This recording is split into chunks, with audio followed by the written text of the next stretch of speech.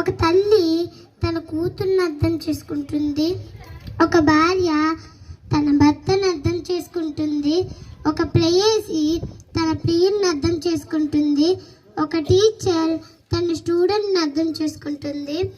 ఇలా మనిషి అందరినీ అర్థం చేసుకుంటాడు కానీ దేవుణ్ణి మాత్రం అర్థం చేసుకోలేకపోతున్నారు. ఎన్ని చేసినా ఎంత ఇచ్చినా మనిషి దేవుణ్ణి అర్థం చేసుకోవడానికి బదులు అపార్థం చేసుకుంటున్నారు.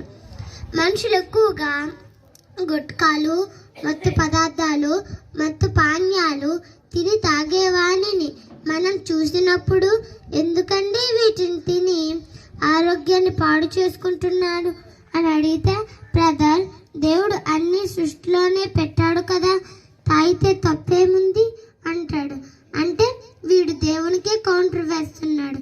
మరి దేవుడు వేసే కౌంటర్ కూడా ఉంది, దాంతో వాడికి లేవడు.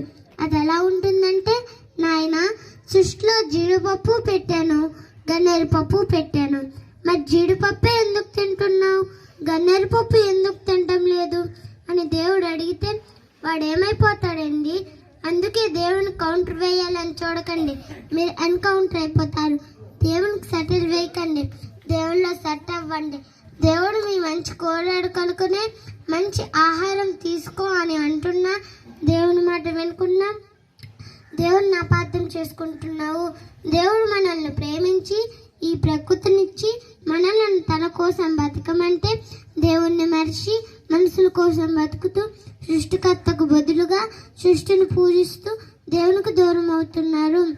మనిషికి దేశం మీద ఉన్న భక్తి దేవుని మీద లేదు, భార్య మీద ఉన్న ప్రేమ దేవుని మీద లేదు. ఎందుకంటే దేవుడు వీరికి అర్థం కాలేదు. మరి దేవుడు మీకు అర్థం కావాలంటే ఏం చేయాలో తెలుసా? కీర్తనలో 1వ అధ్యాయం 2వ వచనం చదువుకుందాం. కీర్తనలో 1వ అధ్యాయం 2వ వచనం చదువుకుందాం. యెహోవా ధర్మశాస్త్రం నందు ఆనందించుచు దివారాత్రము దాన్ని ధ్యానించువాడు ధన్యుడు అని అన్నాడంటే దేవుని వాక్యాన్ని ఆనందంతో చదవాలి. చాలా మంది బైబిల్ని అర్థం చేసుకోలేకపోతున్నారు. బైబిల్ చదువుతుంటే నిద్ర వస్తుంది అంటున్నారు.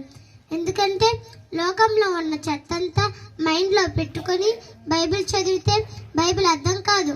మంచి మనసుతో బైబిల్ దగ్గరికి వచ్చినట్లయితే దేవుడు మీకు అర్థమవుతాడు. దేవుడు అర్థమైతే మంచి మనిషిగా తీర్చిదిద్దబడతాం. కాబట్టి బైబిల్ సరైన రీతిలో చదివి సరైన వాక్యాన్ని దేవుణ్ణి అర్థం చేసుకొని